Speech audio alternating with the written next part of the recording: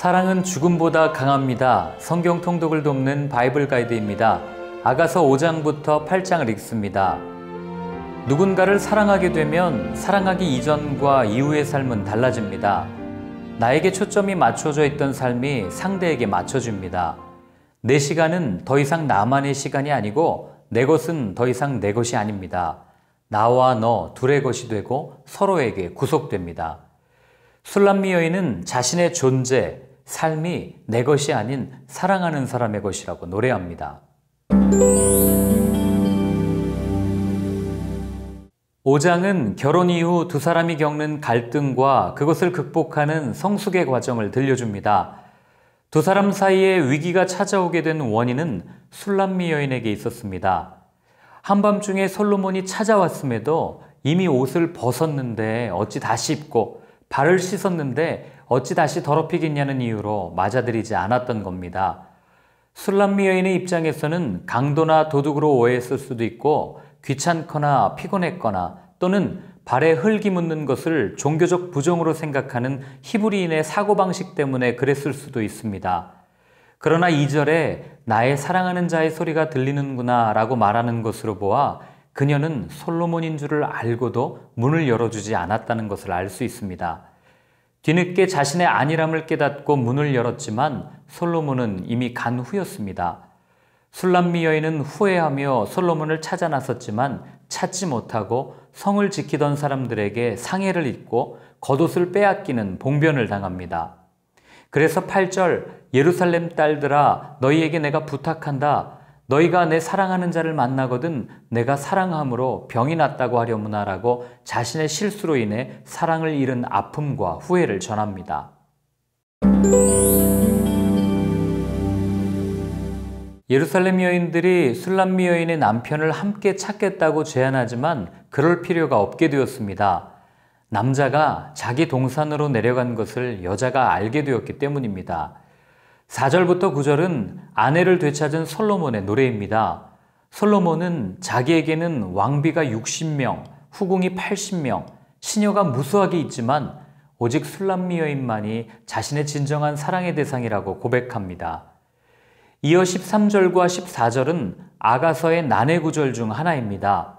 돌아오고 돌아오라 술람미 여자야 돌아오고 돌아오라 우리가 너를 보게 하라 너희가 어찌하여 마하나임에서 춤추는 것을 보는 것처럼 술람미 여자를 보려느냐.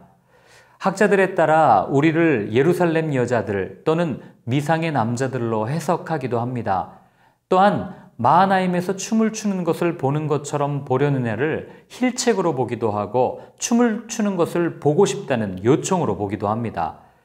어느 해석을 따르느냐에 따라 의미는 달라지지만 변하지 않는 한 가지 사실이 있습니다. 돌아오라는 말을 4번 반복함으로써 그녀가 반드시 돌아오기를 바라는 마음을 강조한다는 것입니다. 7장 1절부터 9절은 솔로몬이 아내 술람미 여인의 아름다움을 발에서부터 얼굴 쪽으로 올라가면서 부른 사랑의 노래입니다. 특별히 샤드, 즉 유방이라는 단어를 3번 반복하고 구슬꿰미, 포도주, 둥근 잔, 밀단 등의 비유적인 표현을 써서 술람미 여인의 아름다움을 강조합니다. 9절 중반부터 13절은 위기를 극복한 이후 한층 성숙해진 술람미 여인이 솔로몬을 아름다운 사랑의 동산으로 초청하는 내용입니다. 술람미 여인은 자기를 그리워하는 솔로몬과 단 둘이서만 은밀한 시간을 가지고 둘 사이의 사랑을 확인하고자 하는 갈망을 비유적이면서도 노골적으로 표현합니다. 1절 내가 내 어머니의 젖을 먹은 오라비 같았더라면 내가 밖에서 너를 만날 때에 입을 맞추어도 나를 업신여길 자가 없었을 것이라. 이는 근친상간을 말하는 것이 아니라 공적인 장소에서도 사람들의 시선을 의식하지 않고 둘만의 친밀함을 자유롭게 드러내고 싶다는 표현입니다.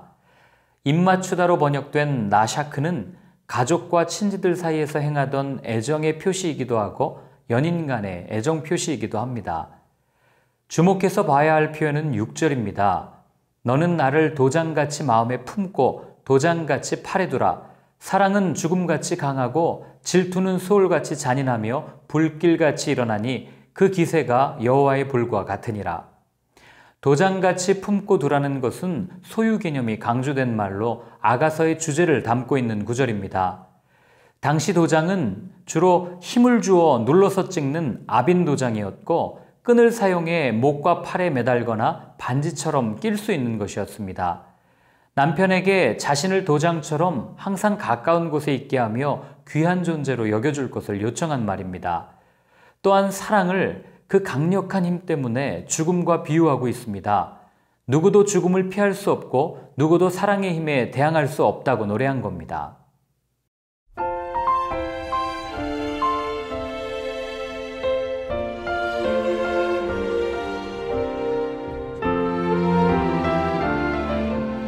오늘날 교회가 교회답지 못한 이유는 무엇일까요?